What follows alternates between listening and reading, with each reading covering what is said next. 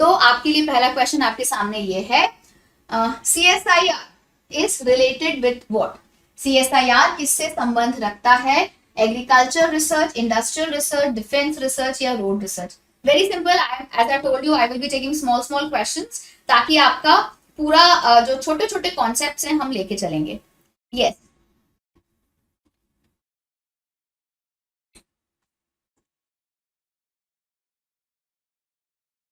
Okay. क्या लगता है? CSIR नेट भी होता है, आपको पता है, आप UGC नेट देते हो, वैसे ही CSIR, राइट? सो ये भी एक नेट एग्जामिनेशन करवाता है and that is for science based subjects.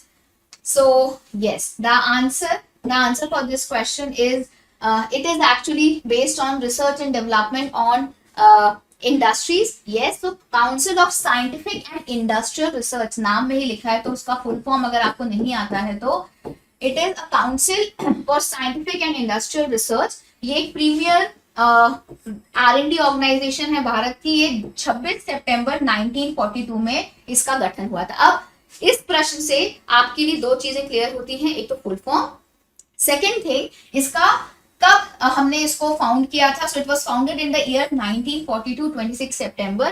Founders are Arcot Ramaswamy Mudaliar and Shanti Swarup Bhatnagar ji. Shanti Swarup Bhatnagar ji UGC के भी चेयरपर्सन रहे हैं पहले, है ना. हम बात करते हैं तो जैसे आपसे एग्जामिनेशन में घुमा फिरा के क्वेश्चन पूछते हैं कि CSIR कब बना, तो इसका गठन याद रखना 1942 और दो लोगों का नाम याद रखना, Arcot Ramaswamy Mudaliar, fine, and you have Shanti Swarup Bhatnagar ji. Clear? Clear. चलिए आगे बढ़ते हैं. दूसरा question, the first chronicler of Indian history, मतलब भारतीय इतिहास के प्रथम भारतीय इतिहासकार कौन थे?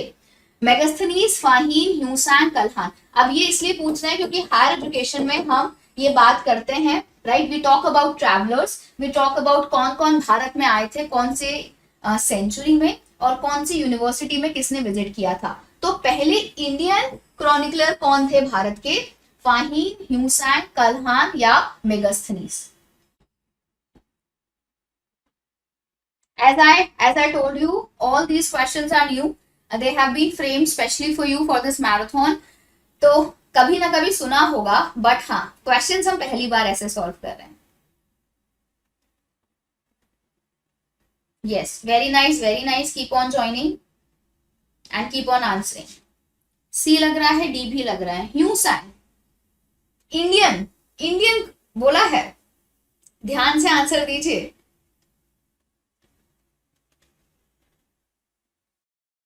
ओके, सी ही लग रहा है, हमारी सुई तो सी ही पे ही अटकी है. तो इसका आंसर ह्यूसैन नहीं है, काल्हान है, right? Hiuen was of course a Chinese traveller, है ना.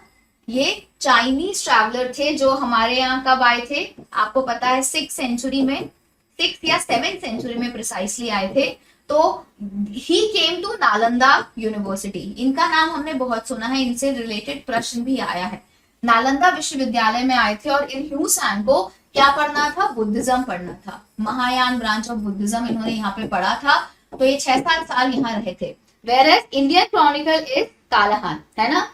आपने, अगर आप हिस्ट्री के स्टूडेंट हैं तो ये 12वीं 12th सेंचुरी के अराउंड ये एग्जिस्ट करते थे, राइट? Yes, very nice. चलिए आगे बढ़ते हैं. ये एक थोड़ा सा मिसलेनियस टॉपिक था बट पता होना चाहिए. चलिए, which of the following institution in the field of education is set up by MHRD government of India? कौन सा इंस्टीट्यूट एजुकेशन की फील्ड में MHRD, जिसको हम मिनिस्ट्री ऑफ एजुकेशन बोलते हैं, सेटअप किया गया है? Indian council of world affair, mythic society Bangalore, national बाल भवन, India international centre new Delhi.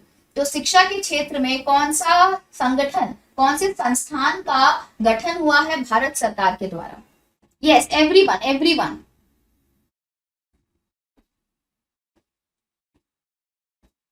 चलिए थोड़ा सा जोश दिखाइए. हाँ, कश्मीर, बिल्कुल, कश्मीर से हम काल्हान को जोड़ते हैं. क्या लगता है, सारे इसमें आपको आंसर थोड़े से सुने सुने लग रहे होंगे, बट फील्ड ऑफ एजुकेशन, चलिए the answer the answer is yes, most of you give the correct answer, it's national बाल भवन। ये नेशनल बाल भवन की स्थापना की गई थी स्पेशली एजुकेशन के लिए। हमारे जो भारत सरकार के तहत मिनिस्ट्री ऑफ एजुकेशन आता है, मंत्रालय आता है शिक्षा का, उसने। यस यस, चलिए आगे बढ़ते हैं। Next question, again a very easy question but a very frequently asked question. So organisation, चाहे वो स्टैट्यूटरी हो, चाहे वो कॉन्स्टिट्यूशनल हो, है ना, या तो एग्जीक्यूटिव हो, something that is non constitutional, extra constitutional, ये आपसे पूछते ही हैं। सो यूजीसी कॉन्स्टिट्यूट कब हुआ था, right, in which year actually it was constituted, और किसके रिकमेंडेशन पे, हुज रिकमेंडेशन, ये आपको मुझे एक्स्ट्रा बताना है। यूजीसी का जो गठन है वो किसने बोला था, कौन सी कमिटी ने बोला था? Yes yes, very nice very nice, everyone everyone. I know may be अभी आप लोग 6-7 बजे, ये टाइम आपके लिए नया है, you don't attend the class at this evening time, but make sure whatever you are doing you get done with it, and you can join the marathon any time in between as well, ताकि जितने भी questions आप कर पाओ आपको उससे फायदा होगा। Yes, very nice very nice very nice. So Kothari commission इसका आंसर नहीं है, इसका answer UGC was constituted on which year, 1948। हाँ एग्जैक्टली। सो यहाँ पे रिकमेंडेशन ऑफ 1948 इसलिए आएगा क्योंकि एक्चुअली में यूजीसी जब का जो गठन हुआ वो तो 1953 में हुआ, है ना, 1953 में हुआ, पर 1956 में इसको कैसी बॉडी बना दी थी, इसको एक स्टैट्यूटरी बॉडी बना दिया था, स्टैट्यूटरी बॉडी, राइट, क्योंकि हमने यूजीसी एक्ट पास किया था, यूजीसी एक्ट ऑफ 1956, पर रिकमेंडेशन जो था वो राधा कृष्णन कमेटी का था, Radha Krishnan committee, right, that came in 1948, that came in 1948, right, clear, anyone any doubt, anyone any doubt? तो ऐसी छोटी छोटी बातें घुमा के पूछ सकते हैं कि जो उसका गठन हुआ था वो किसके रिकमेंडेशन पे था। वो कमेटी आई थी जस्ट आजादी के बाद 1948 में, राधा कृष्ण कमेटी, जिसको हम क्या बोलते हैं, यूनिवर्सिटी एजुकेशन कमीशन भी बोलते हैं, university education commission, right, anyone any doubt? I hope it's clear. Yes, चलिए अगले क्वेश्चन पे आते हैं। ये तो उनका संगठन का ईयर है जब वो उसको स्टैट्यूटरी स्टेटस मिला था। The university which telecast interactive educational programmes through its own channel, वो विश्वविद्यालय जो कि अपने स्वयं के चैनल के माध्यम से इंटरैक्टिव शैक्षणिक कार्यक्रम प्रसारित करता है, Osmania university of Pune, Annamalai university या IGNOU university. Now this is something that you might not study, ठीक है, बट ये क्योंकि मूक प्लेटफॉर्म्स अभी बहुत ज्यादा पूछते हैं एग्जामिनेशन में, and this is also something that is based out of university. तो कौन सी यूनिवर्सिटी अपने खुद का एक चैनल चलाती है इंटरैक्टिव एजुकेशनल प्रोग्राम के लिए? Yes everyone.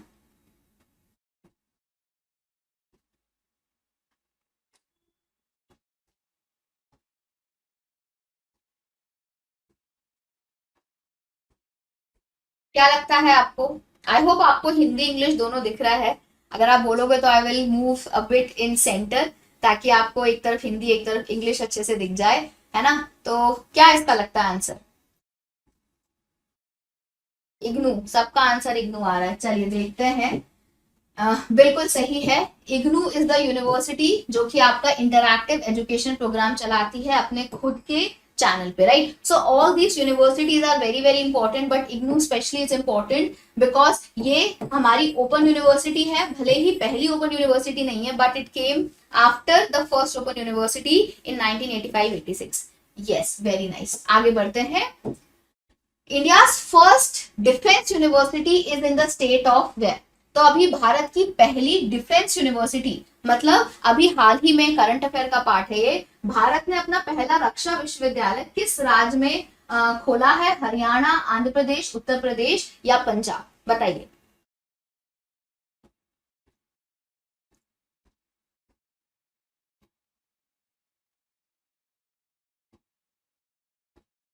हाँ जी, चलिए, very nice very nice, keep on answering, keep on answering. छोटे छोटे क्वेश्चन से ही हमारा काफी सारा कॉन्सेप्ट बिल्डिंग होगा, है ना। हमको ये छोटे छोटे क्वेश्चंस ही लगा के चलने हैं ताकि छोटी छोटी चीजें क्लियर होती जाए और हम कभी भी कहीं पे भी किसी क्वेश्चन में अटके ना। Yes, this is the correct answer is Haryana, बिनौला, गुड़गांव, राइट। तो एक करंट अफेयर अगर आपने नहीं सुना है तो आज आपको ये पता चल गया, it is not Uttar Pradesh, it is Haryana, right. हाँ, मैंने ये आपको पिछले साल करवाया भी था, अगर आप मेरे रेगुलर स्टूडेंट हो तो आपने मुझसे पढ़ा होगा। Next question, the first open university in India is set up in the state of which state actually we set up? Andhra Pradesh, Delhi, Himachal या तमिलनाडु। सो भारत का पहला ओपन विश्वविद्यालय कौन से राज्य में बना था? आपके पास ऑप्शन दिए हैं, आंध्र प्रदेश, दिल्ली, हिमाचल प्रदेश या Tamil Nadu.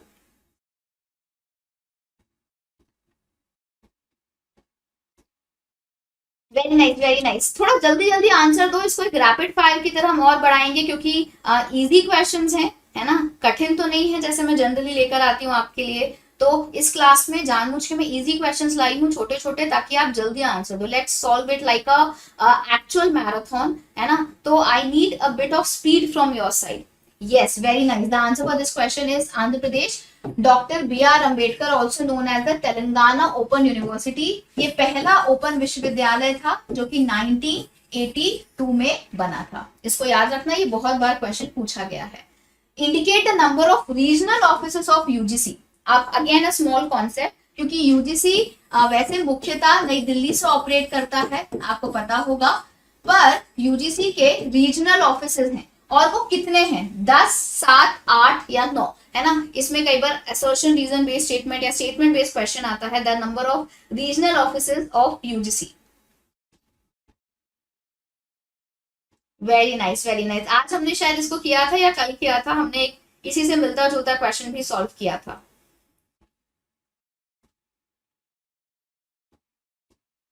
Yes, the answer for this question is 7, क्योंकि ये है हैदराबाद, पुणे, भोपाल, दिल्ली तो है ही, Guwahati, Kolkata and Bangalore, right. So these are the places जहां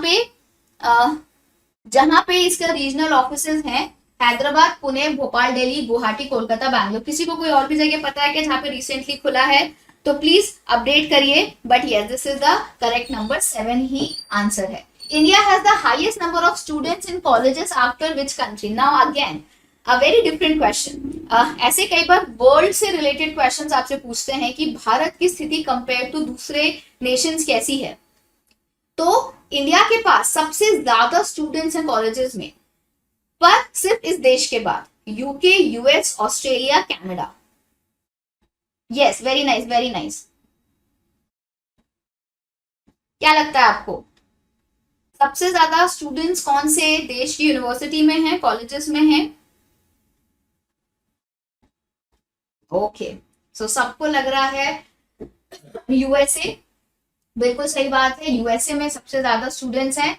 अगर हम देखें number of university student, USA में है अराउंड 14261,800, भारत में है 60 लाख, है ना। तो ये इंडिया में है। तीसरे नंबर पे आता है Japan. So in the order of ranking we have US, we have India, we have Japan, ठीक है, and we have China। तो टॉप 5 याद रख लो, पूरा याद रखने की जरूरत नहीं है। और रशिया, UIJCR, ठीक है, UIJCR। आप बोलोगे मैम एक्रोनिम हम कैसे याद रखेंगे? बस इतना याद रखो, यूएस टॉप पे है, फिर इंडिया है, इंडिया के बाद हमारे दो पड़ोसी जो हम चाइना जापान बोलते रहते हैं, जापान है, चाइना है, फिर 5वें नंबर पे रशिया है। अगर कल को क्रोनोलॉजिकली या मतलब न्यूमेरिकली अरेंज करने के लिए आ गया कि किसके पास है सबसे ज्यादा स्टूडेंट्स, तो ये आप डेटा याद रखोगे। सबसे ज्यादा यूएस में है, फिर इंडिया में है, फिर जापान में है, चाइना में है और रशिया में है। क्लियर? Anyone, any doubt? चलिए आगे बढ़ते हैं। Which of the following is the oldest archival source related to data in India? A very general awareness kind of question. हम जो भी डेटा बताते हैं भारत में ऐसा है, तो सबसे पुराना जो है, सबसे पुराना, समझ रहे हो, like may be during the time of Britishers, कौन सा है? National sample survey, NSS, agriculture statistics, census या वाइटल स्टैटिस्टिक्स, बिकॉज ये इसका डेटा हम बहुत ज्यादा कोट करते हैं, यूज करते हैं, हमने सर्वेज भी हम करते हैं, एश सर्वे, एसर सर्वे। तो overall if we want to see anything, if we want to analyse anything, we use the data of this particular thing that is very old, very old.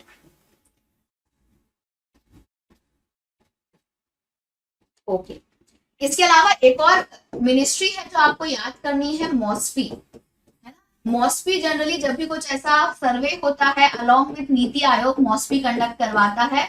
मॉस्फी क्या है? Ministry of statistic and programme implementation, that is also very very important university. Yes, very nice. इसका simple simple सीधा answer है, इसका answer है census, right, क्योंकि census सबसे पुराना है and we have been conducting census since 1800। और डिजिटल सेंसस होता है, अभी हुआ नहीं है, 2011 के बाद, 10 साल बाद होना था, तो कोविड का टाइम था। बट इसके अलावा हमको ये जानना जरूरी है, कई बार एग्जाम में पूछते हैं, क्या कौन से राज्य में सबसे हाईएस्ट एनरोलमेंट है भारत में। जैसे हमने देखा कि भारत का दूसरे नंबर पे है यूएसए के बाद, तो हमको ये अगर पूछें कि भारत में कौन सा ऐसा राज्य है जिसमें सबसे ज्यादा हाईएस्ट एनरोलमेंट है स्टूडेंट्स का, तो वो है हमारा उत्तर प्रदेश, जिसमें 49% मेल और 50% फीमेल है। तो ये हमको सेंसस से ही कहीं ना कहीं पता चलती है ऐसी information, right, and followed by Tamil Nadu and Maharashtra, right. So this is the question has been asked because आप एश सर्वे को और इस सेंसस डेटा को रिलेट कर पाओ। तो सबसे ज्यादा यूपी, फिर है आपका तमिलनाडु, फिर है आपका महाराष्ट्र, जो आपका फीमेल, जो आपका ओवरऑल स्टूडेंट्स एनरोलमेंट है, राइट। एंड दिस एड survey we have covered last Friday in the paid YouTube session only. इसमें all India survey on higher education है, ये आपको ओवरऑल हायर एजुकेशन का पिक्चर देता है, देश में कितना क्या है, जीईआर कितना है,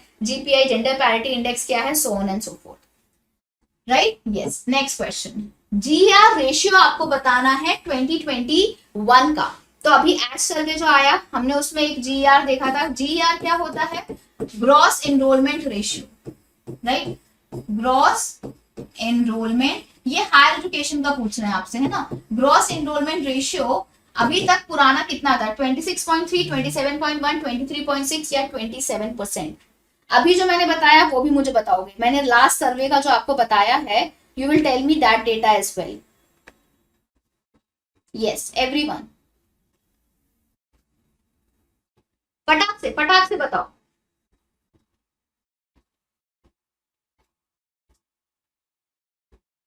Quickly, now we'll move a bit quick, right? We have solved till 11 questions. अब थोड़ा आपका वार्म अप हो गया है, अब स्पीड हम बढ़ाते हैं। Yes, इसका आंसर है 27 अराउंड, राइट। हाँ, तो ये पुराना था, अभी इसका कितना हो गया हमारा? 28.4% हो गया है रिसेंट सर्वे में। जो आपसे पूछ सकते हैं ग्रॉस एनरोलमेंट रेशियो क्या होता है? इट्स अ रेशियो, एक अनुपात है ना, at particular level of education. तो इसमें नंबर ऑफ स्टूडेंट्स जो एनरोल होने चाहिए, number of students in that age group, ठीक है, और एक्चुअल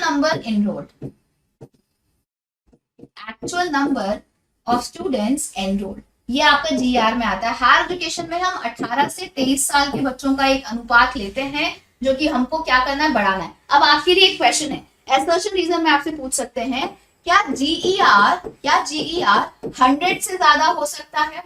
क्या जीईआर 100 से ज्यादा हो सकता है कि नहीं? मतलब अगर मैं बोलूं हायर एजुकेशन में या मिडिल एजुकेशन में, प्राइमरी में, जीईआर क्या 100 से ज्यादा हो सकता है? बताइए everyone. They can ask you such tricky questions as well. Can it be more than 100? अगर आपने मेरा स्पेशल क्लास में पढ़ा था तो मैंने ये कॉन्सेप्ट आपको बताया था, और इनफैक्ट प्लस क्लास में बताया था मैंने पेड कोर्स। यार 100 से ज्यादा हो सकता है, क्यों, कैसे? क्योंकि एक लेवल पे क्या होता है, बहुत सारे रिपीटर्स भी होते हैं, मतलब अभी 18 से 23 साल इतने बच्चे होने चाहिए, बट कई बार क्या होता है, कुछ बच्चे जो कि इसमें नहीं भी होने चाहिए, हो सकता है वो रिपीट कर रहे हो सकता है वो वापस से फेल हो गए हो, राइट। तो एनरोलमेंट का जो एक संख्या, जो अनुपात आता है, वो कई बार 100 से ज्यादा हो सकता है, राइट। Yes, very nice. चलिए आगे बढ़ते हैं। Next question, Which of the following coordinates, promotes and fund research activity of social sciences discipline? This was similar to a PYQ. ये previous एक question पूछा था कि social sciences में research कौन करवाता है? ICPR, IIAS, शिमला, ICSSR या NUEPA? निम्नलिखित में से कौन सा सभी सामाजिक विज्ञान विषयों के अनुसंधान गतिविधियों का समन्वय, प्रचार और वित्त पोषण करता है? और मुझे इसका ईयर बताइएगा कब इसका संगठन हुआ था, गठन हुआ था. Yes yes, the answer is very nice, it's C, ICSSR.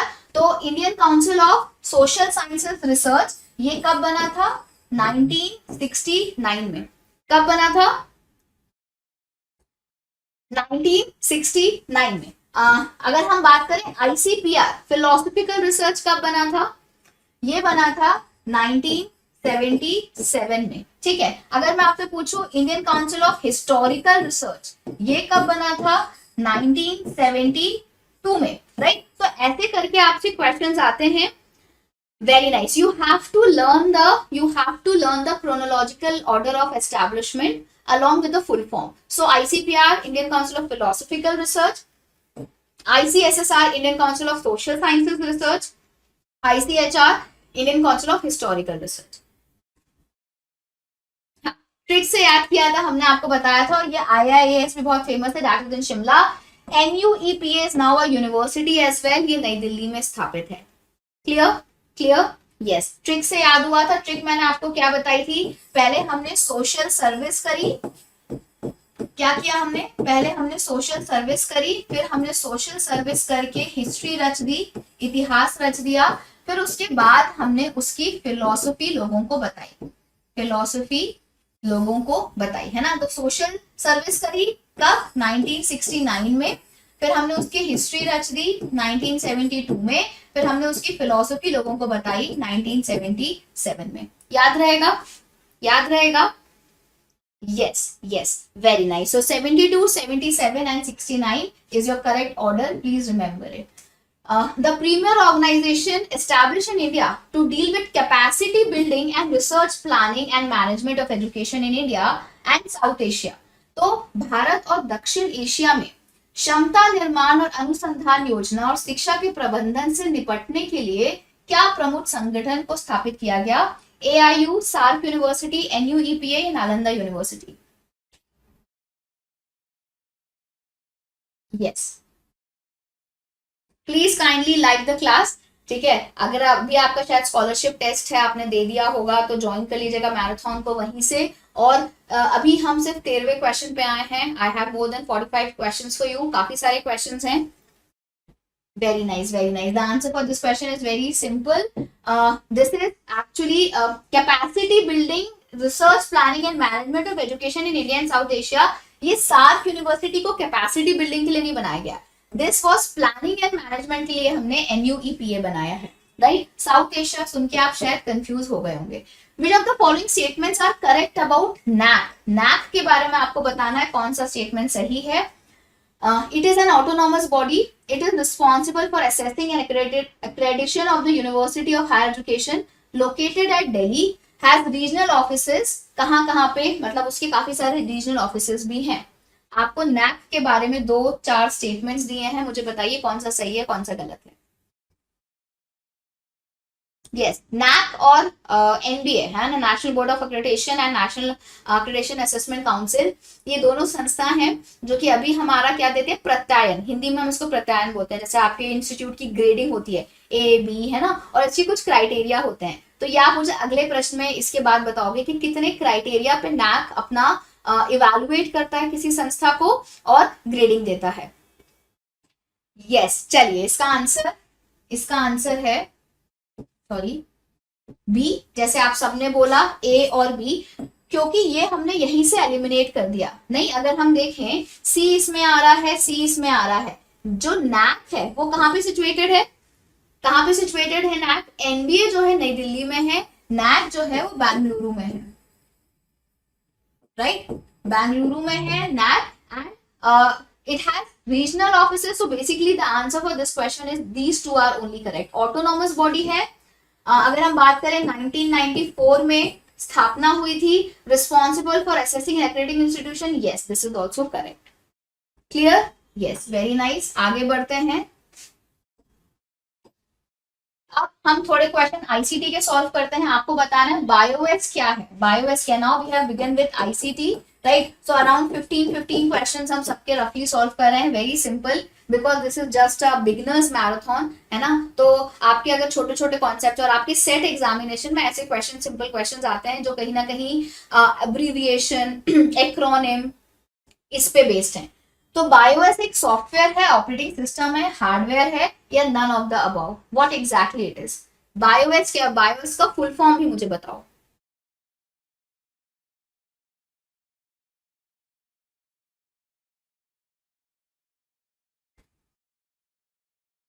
Okay,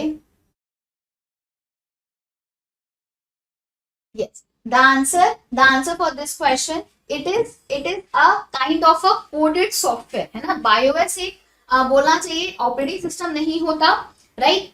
yes, it is basic input output system. It is basic input output system, right? ये क्या होता है? ये आपका बूटस्ट्रैप के लिए यूज होता है, बूटस्ट्रैपिंग के लिए। कंप्यूटर को जो हमको स्टार्ट करना होता है, और ये किस में होता है? ये होता है आपकी रोम चिप में। रोम एक हार्डवेयर है, रोम एक हार्डवेयर है जिसपे बायोएस को हम रखते हैं, क्योंकि रोम एक नॉन वॉलेटाइल मेमोरी है। कैसी मेमोरी है? Non volatile. ये छोटे छोटे कॉन्सेप्ट्स पूछे जाते हैं एग्जामिनेशन में। रोम इज रीड ओनली मेमोरी। तो हम ऐसी मेमोरी में ऐसा स्टार्टअप इंस्ट्रक्शन रखना चाहते हैं जो कभी भी डेटा वहां से उड़े ना, गायब ना हो, पावर डिपेंडेंट ना हो, ठीक है? अगर अगर कोई कंटेंट रैम में होता है, रैम कैसी मेमोरी है? रैम आपकी वॉलेटाइल मेमोरी है, वॉलेटाइल मेमोरी, राइट? क्लियर? चलिए आगे बढ़ते हैं। Next question, Windows distinguishes between the different drives by means of a naming convention. Each drive is designated by a letter followed by dash. मतलब जो Windows है, आप Windows use करते हो, है ना? वो क्या करता है? नेमिंग कन्वेंशन यूज करता है डिफरेंट ड्राइव्स के लिए। What are the drive? आपने अपने कंप्यूटर में देखा होगा, अलग अलग ड्राइव्स होती है, राइट? तो एक नेमिंग कन्वेंशन फॉलो करता है। जैसे मान लीजिए मेरी सी ड्राइव है या डी ड्राइव है, तो इस लेटर के बाद क्या आता है? एस्ट्रिक्स आता है, एक्सक्लेमेशन पॉइंट आता है, कोलन आता है, semicolon. Again a very small concept. अभी मैं आपको हाई लेवल पढ़ाई नहीं रही हूँ उसमें। ये छोटी छोटी बातें जो जनरली आईसीटी में भी मिस हो जाती है ना, हम ध्यान नहीं देते। Yes, very nice. जल्दी आंसर दो, जल्दी जल्दी।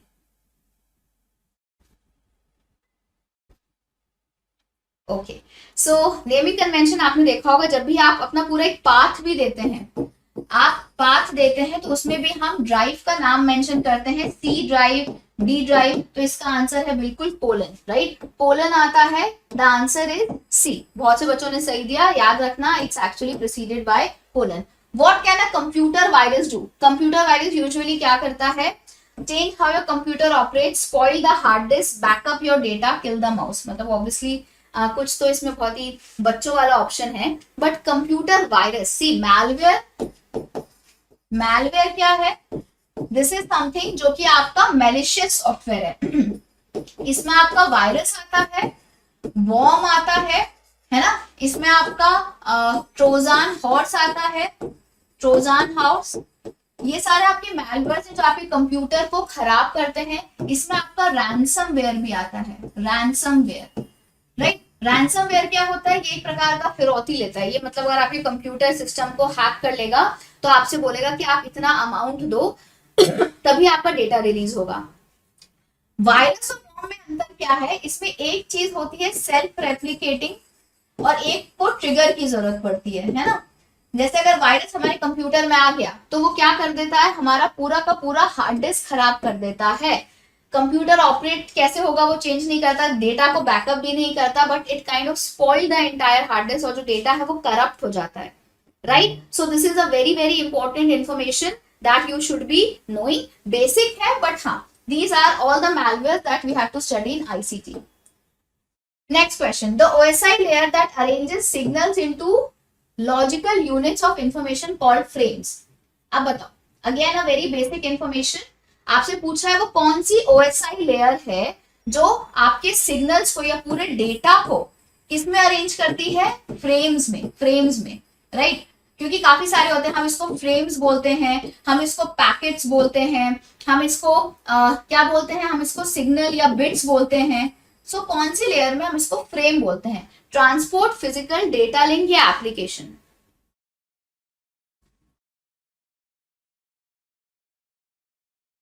अब इसके लिए आपको पता होना चाहिए OSI मॉडल क्या है। तो हम बेसिकली दो मॉडल पढ़ते हैं, आपको पता है, TCP मॉडल और OSI model. So OSI is actually a reference model, reference model. TCP is something that we use in the computer, right. हाँ, आप सभी ने सही आंसर दिया, इसका आंसर है सी। तो डेटा लिंक लेयर, ये जो लेयर्स हैं, what exactly this OSI model, OSI is what? Open system interconnection, interconnect, right? So ये जो रेफरेंस मॉडल है, ये जो रेफरेंस मॉडल है, ये कैसा होता है, इसमें लेयर्स हैं, 7 लेयर्स हैं। सबसे पहले आती है physical, physical data link, network layer, right, फिर ट्रांसपोर्ट लेयर, PD नॉट टच, फिर सेशन लेयर, सेशन, फिर है प्रेजेंटेशन लेयर, प्रेजेंटेशन, और है आपकी application layer, right, application layer. अब ये जो है सातों की सातों लेयर आपको याद रखनी है, राइट। इसको हम कैसे याद रखते हैं, please do not touch Steve's pet alligator, right. मतलब याद तो ऐसे कर सकते हो, please do not touch, please do not touch shahi paneer at the party. इसको ऐसे भी याद कर सकते हो, shahi paneer at the party, right. ये क्या है model, this model is use to send data. जब आपकी दो मशीन्स कनेक्टेड है, मान लीजिए एक कंप्यूटर यहाँ पे कनेक्टेड है, एक कंप्यूटर यहाँ पे कनेक्टेड है, दोनों को क्या भेजना है, सिग्नल भेजना। जैसे आपने मुझे कोई ईमेल भेजा, जो आपका ईमेल है वो इस लेयर से उतरकर इस लेयर पे आता है। सबसे पहले एप्लीकेशन लेयर, मतलब आप पहले कोई याहू का कोई एप्लीकेशन यूज करोगे, फिर उसका प्रेजेंटेशन होता है, राइट, उसमें हेडर लगता है, and you know the entire the signal, the end to end presentation is done. Then session establish होता है, सेशन होता है एंड टू एंड, फिर ट्रांसपोर्ट किया जाता है उसको, उसमें हम यूज करते हैं UDP या TCP, ये दो प्रोटोकॉल है। फिर होता है नेटवर्क लेयर, नेटवर्क लेयर में क्या होता है, IP एड्रेस असाइन होता है, और यहाँ पे डेटा को हम पैकेट्स बोलते हैं, IP पैकेट्स। फिर यही IP packets data link layer पे आके क्या कहलाते हैं, फ्रेम्स कहलाते हैं, जो इसमें क्वेश्चन में पूछा था, राइट। सो इंफॉर्मेशन एक ही होता है, यस, इंफॉर्मेशन एक ही होता है, बट इसको हर एक लेयर पे, हर एक लेयर अपने एक्स्ट्रा इंफॉर्मेशन इसमें ऐड करते जाता है ना। और यहां से एप्लीकेशन से प्रेजेंटेशन आता है, प्रेजेंटेशन से सेशन आता है, सेशन से transport, network, data link, physical. Physical layer जो होता है वो आपका वो माध्यम है जहां से हम सिग्नल्स को ट्रांसफर करते हैं, या फिजिकल लेयर में जो इसका 0 1 का जो बिट्स के फॉर्म में सिग्नल्स में हम डेटा एक जगह से दूसरी जगह भेजते हैं, तो that is done at the bottom most layer, that is the physical layer. तो इसकी आप याद रखोगे, these are the 7 layers. TCP में इसकी 4 लेयर हो जाती हैं, है ना। TCP is actually reduce